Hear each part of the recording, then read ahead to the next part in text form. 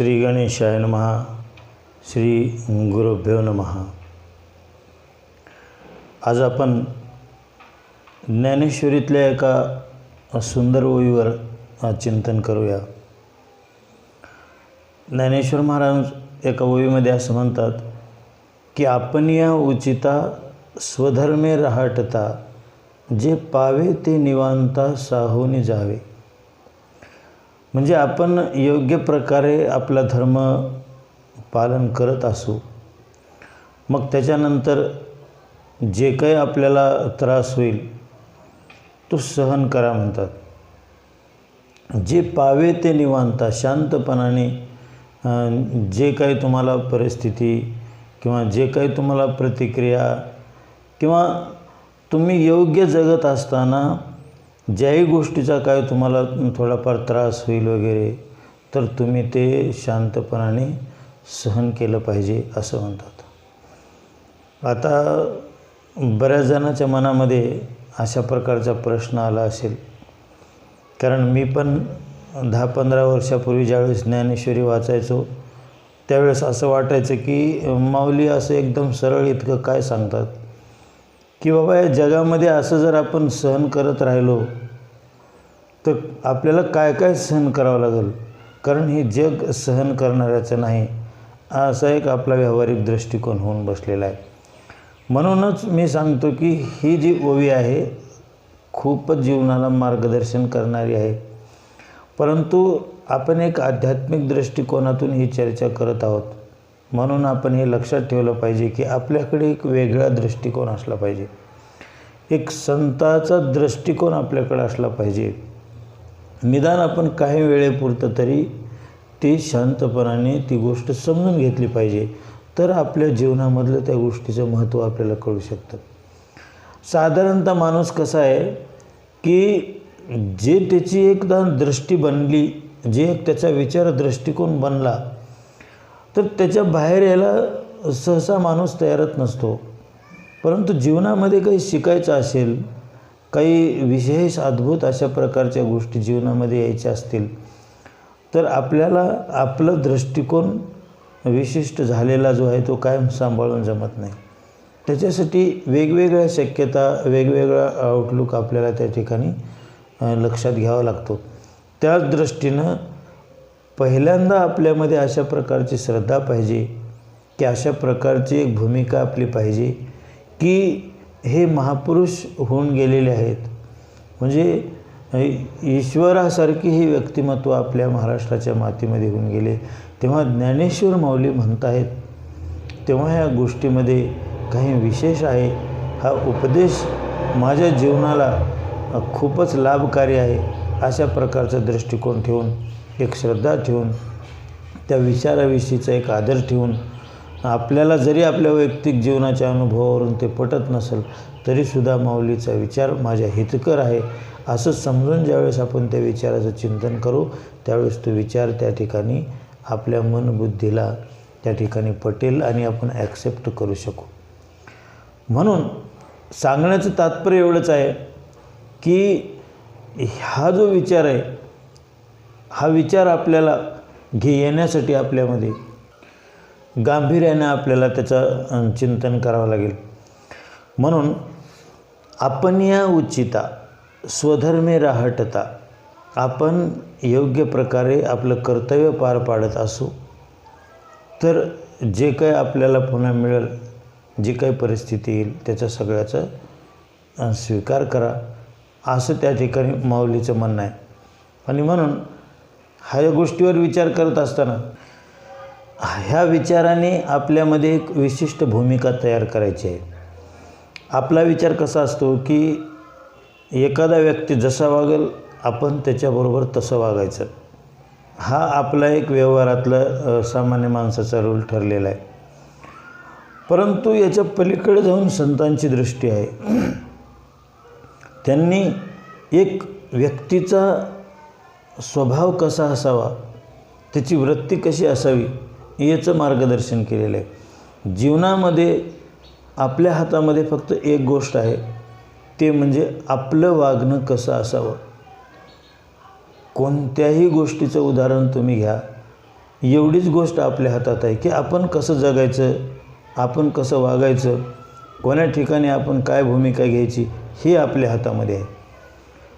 आणि जेवढं आपल्या हातामध्ये आहे त्याच्यामध्ये आपण बदल करू शकतो आणि ती गोष्ट आपल्याला अपेक्षित अशा प्रकारे आपण बनवू शकतो. परंतु ही जी आपल्यासमोर जे जग दिसतं आहे, ही सगळी आपली माणसं दिसतात, नाती दिसतात, या सर्वांचं जीवन काही आपल्या हातामध्ये नाही. त्यांचा दृष्टिकोन कसा असावा, त्यांनी कसं वागावं, कोणत्या गोष्टीचं साठी त्यांनी कसं रिॲक्ट करावं, ह्या सगळ्या गोष्टी आपल्या हाताच्या बाहेरच्या आहेत. आणि म्हणून जी आपल्या हातात आहे, आपण या उचिता स्वधर्मे राहटता, आपण योग्य प्रकारे आपला धर्म पाळायचा, आपलं कर्तव्य पार पाडायचं आणि मग जे काही गोष्ट येईल ती शांतपणाने आपण सहन करायची, असं माऊली म्हणतात. कारण एखाद्या वेळेस मनुष्य काय करतो की आपण जर योग्य वागत असलो तर त्याच्यामध्ये एक अहंकार तयार होतो की मी किती योग्य वागतो आहे, मी कुठं चुकत नाही, मी माझं कर्तव्य पार पाडतो आहे. मग समोरच्यानं कसं वागलं पाहिजे, मग त्याला हे कळत नाही का? अशा प्रकारे एक तक्रारयुक्त जीवन त्याचं बनतं. आणि आपल्या सर्वांना माहिती की अध्यात्मामध्ये आपण आपल्या अंतःकरणाच्या स्थिरतेवर जास्त लक्ष देत असतो. म्हणजे एखादी गोष्ट करून जर माझ्या अंतःकरणाची स्थिरता जात असेल आणि मी जर त्या ठिकाणी डिस्टर्ब होत असेल तर मग मी एखादी मोठी गोष्ट करूनसुद्धा माझं काही हित केलं असं म्हणता येत नाही. कारण ती तक्रार, जी आपल्यामधून येणारा जो आक्रोश आहे, तो आक्रोशच हे सांगतो आहे की मी आतून खूप डिस्टर्ब झालेलो आहे. मग हे अशा प्रकारचं जगणं, मी योग्य जगत आहे असं म्हणून पण मधून तक्रार निर्माण होत असेल तर या जगण्याला योग्य जगणं कसं म्हणता येईल? कारण का सगळ्यात महत्त्वाची गोष्ट आहे की माझ्या अंतःकरणाची स्थिरता, माझी शांतता, ही जी माझी शीतलता आहे, ही गमावून मी काही करत असेल तर संत वाङ्मय त्याला त्या ठिकाणी मान्यता देत नाही किंवा ते कर्म योग्य आहे असं म्हणत नाही. म्हणून दुसरं कसा वागतो आहे. आता राहिली गोष्ट आपल्या मनामध्ये जो प्रमुख विचार येतो तो असा की मी जर अशा प्रकारे शांतपणे जीवन जगायलो तर माझ्यावर काहीतरी मग अन्याय होत राहील, माझी लोक पोथी ओळखतील आणि मग प्रत्येक ठिकाणी मला त्रासच सहन करावा लागेल. ही माणसाची भूमिका आहे. याच्यावर पण आपल्याला थोडासा विचार करावा लागेल. अहो, पहिली गोष्ट तर जीवन हे कोणाच्याच हातामध्ये नाही. या जीवनामध्ये होणाऱ्या क्रिया आणि प्रतिक्रिया ह्या केवळ पूर्वभावावर अवलंबून आहेत. या जीवनामध्ये कोणी असं ठरविलं बी मी कोणाचं इतकं वाटोळं करीन तो करू शकत नाही. आणि एखाद्यानं ठरविलं की मी एखाद्याचं चांगलं करीन तरी तो करू शकत नाही. जीवनाची जी गती आहे, जीवनाचं जे एक प्रवाह चालू आहे, त्या प्रवाहामध्ये जीवनाला अपेक्षितच बदल माणूस करू शकतो. त्याच्या पलीकडे बदल करण्याची ताकद कोणामध्ये नाही. एखादा व्यक्ती म्हणतो, तुम्ही व्यवहारामध्ये ऐकलं असेल की मी ह्या माझ्या हातानं 5 मुलांना नोकरी लावलेली आहे, परंतु त्याच व्यक्तीचे 2 मुलं बेकार होऊन घरी बसलेले आहेत, त्यांचं कल्याण तो करू शकला नाही. अशा पद्धतीचे अनेक उदाहरणं आपल्याला घेता येतील की एखादा म्हणतो की मी एखाद्याचं वाटोळं करीन, परंतु तो करू शकलेला नसतो. म्हणजे आपल्यामध्ये जी ही भीती आहे की बाबा मी जर शांत राहिलो तर लोक त्या ठिकाणी मला जगू देणार नाहीत किंवा मला जास्त त्रास सहन करावा लागेल, हे जे आपला विचार आहे, हा जो दृष्टिकोन आहे, हा दृष्टिकोन चुकीचा आहे. या जगामध्ये मुंगीही जगते आणि हत्तीही जगतो. इथं सगळ्यांना जगण्याचा अधिकार आहे आणि त्याच्या प्रारब्ध कर्मानुसारच त्याला त्या ठिकाणी भोग प्राप्त होत असतात. दुसरा दिसायला निमित्त असतो, परंतु असं म्हणतात ना की एखाद्याच्या नशिबामध्ये जर एखादी चांगली गोष्ट होणार आहे तर सगळं जगही त्याच्या विरोधामध्ये गेलं तरी त्याचं चांगलं होण्यापासून कोणी रोखू शकत नाही. पण एखाद्याचं जर काही दुर्भाग्य उदयाला आलं तर त्याच्या बाजूनं सगळं जगही असलं तरीसुद्धा त्याला ते दुर्भाग्य भोगावंच लागतं. मग सांगण्याचं तात्पर्य काय की मी जर शांतपणाने जगलो, माझं कर्तव्य व्यवस्थित रीतीनं पार पाडून मी जर निवांतपणे जगलो, की जसं माऊली म्हणतात की सहन करत जा जे येईल नंतर, असं जर मी जगलो तर मग माझं जगणं मुश्किल होईल. ही जी भीती आहे आपल्या मनामध्ये ही निराधार आहे, पूर्णतः चुकीची आहे. हे आधी आपण लक्षात घेतलं पाहिजे. कारण माझं संपूर्ण जे जीवन आहे ते जीवन मी कसं जगायचं हे मी ठरवू शकतो आहे, परंतु माझ्या ठरविण्यात बी ते जीवन माझ्या मनासारखं चालेल असं नाही. म्हणजे जिथं माझं वैयक्तिक जीवन आहे तरीसुद्धा त्याच्यामध्ये येणारा रिझल्ट आणि तिथं होणारी कर्म ही सगळी पूर्णपणे माझ्या नियंत्रणामध्ये नाहीत. मग तसंच समोरच्याच्या जीवनाकडे आपण पाहिलं की त्यानं बी जे कर्म करायलेलं आहे तर ते सुद्धा त्याच्या हातामध्ये नाही आहे. म्हणून ज्या काही गोष्टी घडून येतात त्याला आपण काय म्हणतो की संयोग म्हणतो, योगायोग म्हणतो, प्रारब्ध म्हणतो. हे कशासाठी म्हणायचे? जे सगळ्या गोष्टी जर माणसाच्या हातामध्ये असल्या तर मग हे प्रारब्ध म्हणायची काही गरजच नाही. आणि हातामध्ये सगळ्या गोष्टी असल्यानंतर माणूस सर्व काही स्वतःच्या मनासारखंच करू शकेल. म्हणून ही मनातली भीती काढून टाकायची की मी जर आपण या उचिता स्वधर्मे राहटता, मी माझ्या स्वधर्माने माझ्या कर्तव्यानं वागत असलो आणि मी जर शांत राहिलो, बाकीच्यांनी जर माझ्यावर कशाही प्रकारचं परिस्थिती आली तरी मी जर शांत राहायला लागलो तर माझं त्या ठिकाणी जगणं मुश्किल होईल असं जे वाटतं ही भीती आधी काढून टाकली पाहिजे. आणि म्हणून या विचाराची व्यापकता आपल्याला ही समजावती की या जगामध्ये आपण फक्त एवढाच विचार करायचा की मी योग्य प्रकारे जीवन जगतो आहे का, माझ्या जगण्यामध्ये तर काही चूक नाही ना, माझं जगण्याला काही शास्त्रप्रमाण आहे का, संतप्रमाण आहेत का माझं जीवन, हे आपण बघायचं. आणि एवढाच आपण चिंता करायची, याचीच आपण काळजी घ्यायची की माझं माझा तर कुठं त्या ठिकाणी कर्तव्य बिघडत नाही, ह्याचं आत्मपरीक्षण करत राहायचं. एवढंच आपल्या हातामध्ये आहे, तेच आपण करू शकतो. आणि हे करत असताना बाकी गोष्टीकडे लक्ष द्यायचं गरज नाही, बाकी त्रास मला सहन करायचे. आता राहिली गोष्ट मी शांत राहून जीवन जगत आहे समजा, तर याचा एक आध्यात्मिक भाग असा आहे की मी शांत राहायला शिकल्यानंतर माझ्याकडून एक संयमाची आणि शांततेची एक प्रतिक्रिया जर जाती जगामध्ये, तर अशा परिस्थितीमध्ये मला जगाकडून त्रास कमीत कमी होण्याची शक्यता निर्माण होते. याचं कारण असं आहे की एखादा शांत माणूस आहे समजा आणि तो दुसऱ्याबरोबर वाद घालत नाही आहे, पण दुसरा त्याच्याबरोबर वाद घालतो अशी परिस्थिती निर्माण झाली, तर अशा परिस्थितीमध्ये तो समोरचा व्यक्ती शांत आणि संयमी माणसाला किती म्हणून त्रास देऊ शकेल? त्याला बी मध्ये जोश येण्यासाठी, त्याला बी त्या भांडणाची उर्मी येण्यासाठी समोरच्याकडून काही प्रतिक्रिया लागते का नाही? समोरचा माणूस शांत आहे म्हणल्यानंतर बोलून बोलून तो किती बोलणार आहे? म्हणजे आपल्या क्रियेवरच समोरच्याची प्रतिक्रिया अवलंबून आहे.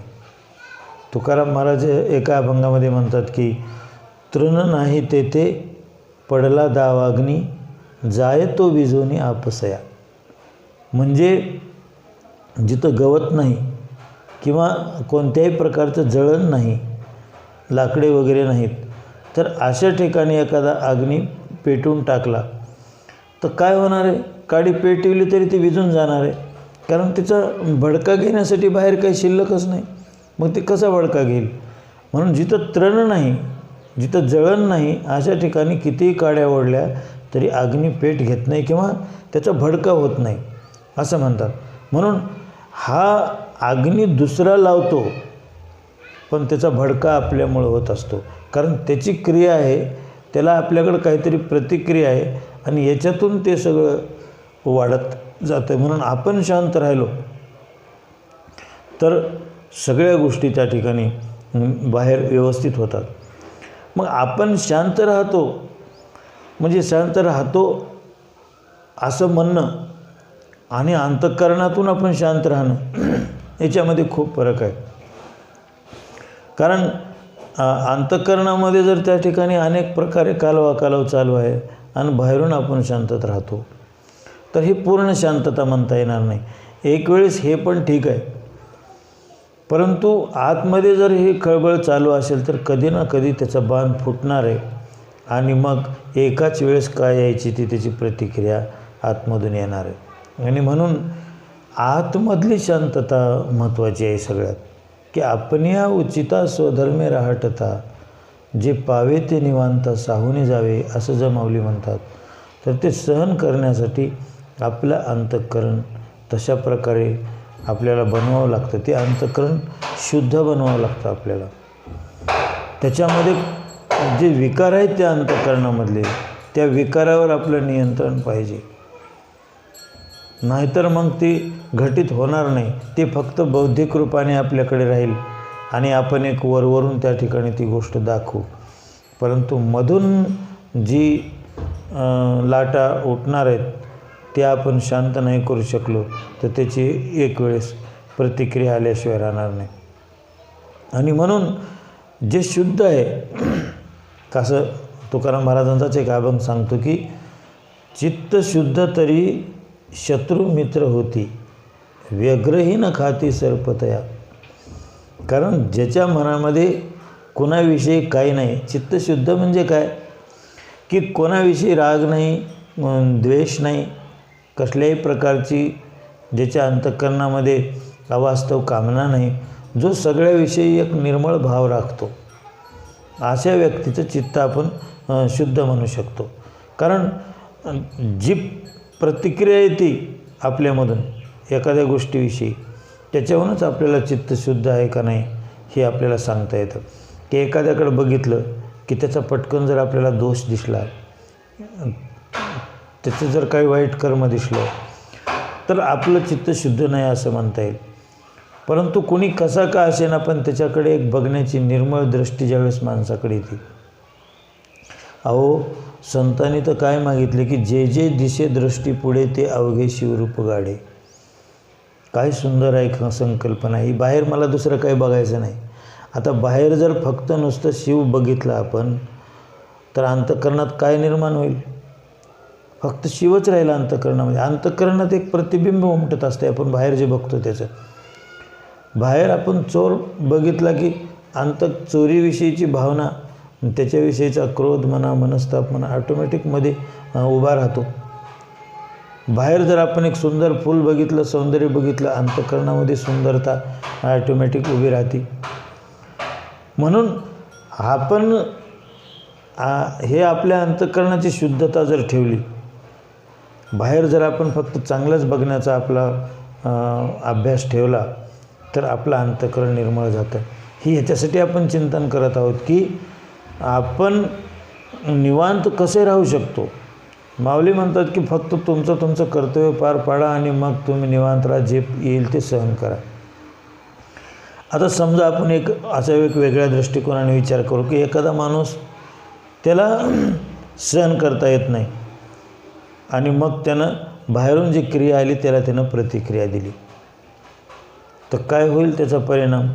अहो आज समजा मी समर्थ आहे, एखादा माझ्यासमोर असमर्थ आहे, तर अशा वेळेस मी त्याच्या गालात मारली समजा, परंतु प्रत्येक चापट खाणाऱ्याच्या अंतःकरणामध्ये फक्त माझी वेळ येऊ द्या ही भावना साठवून राहते आणि म्हणून एक चापटच दुसऱ्या चापटेला जन्म देत असते.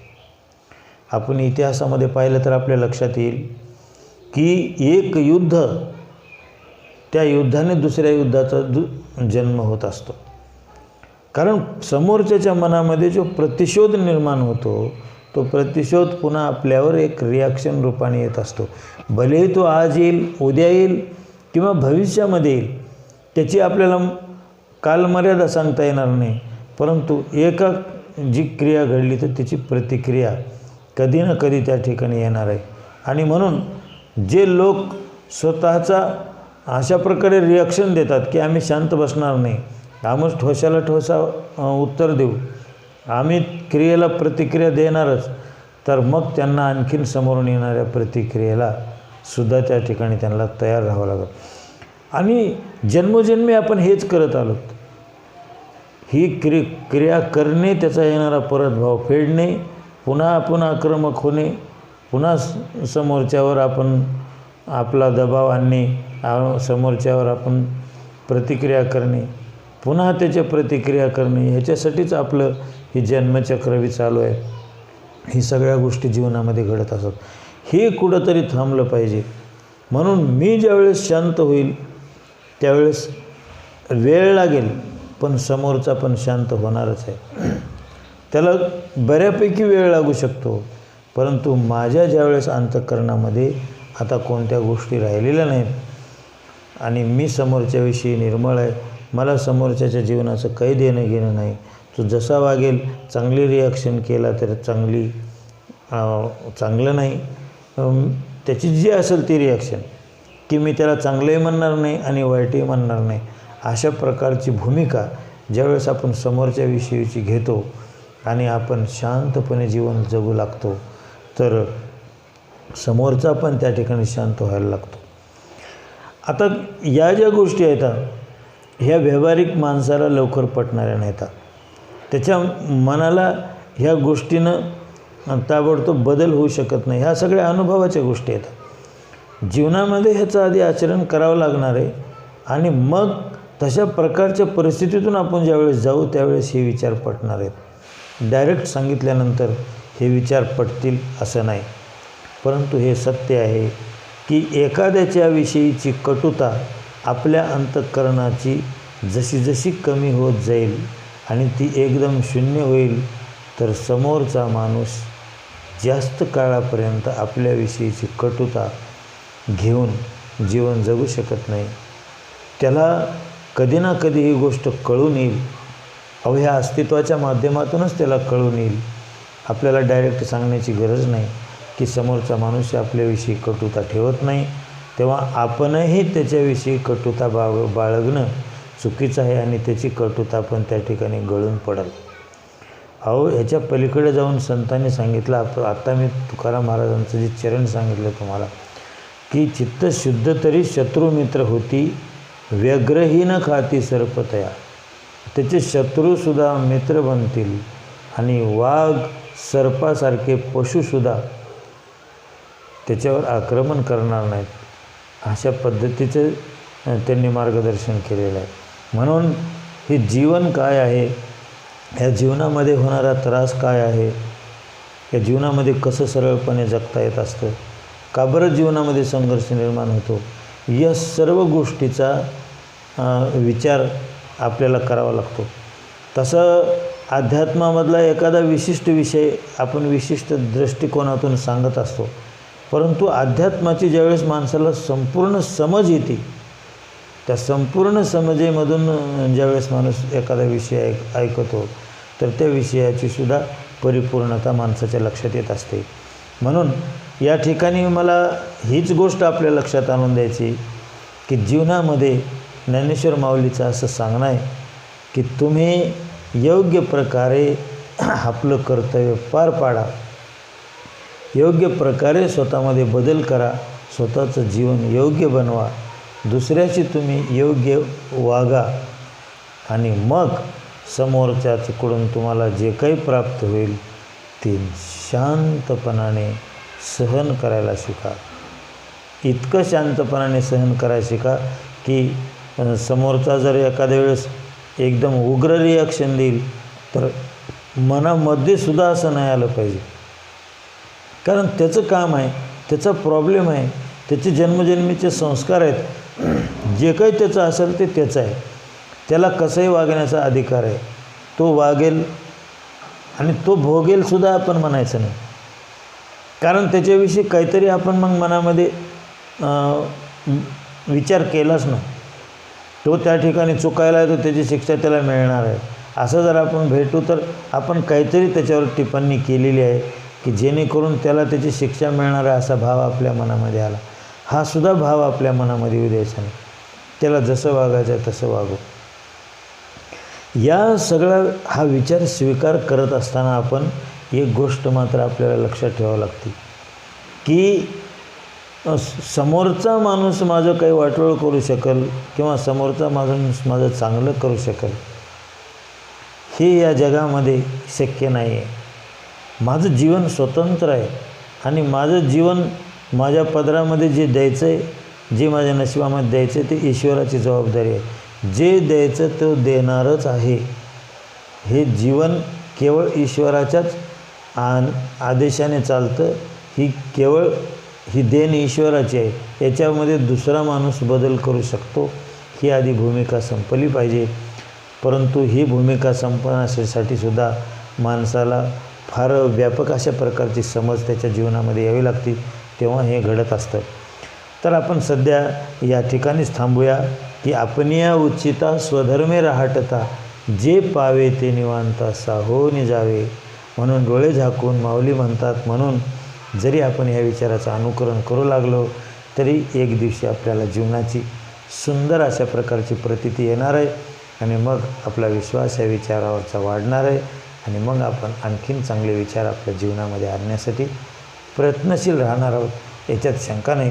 म्हणून हा विचार जीवनामध्ये आणण्यासाठी आपण ईश्वराला शक्ती मागूया आणि सर्वांना ईश्वर तशा प्रकारची शक्ती देव अशी मी प्रार्थना करून या ठिकाणी थांबतो आहे.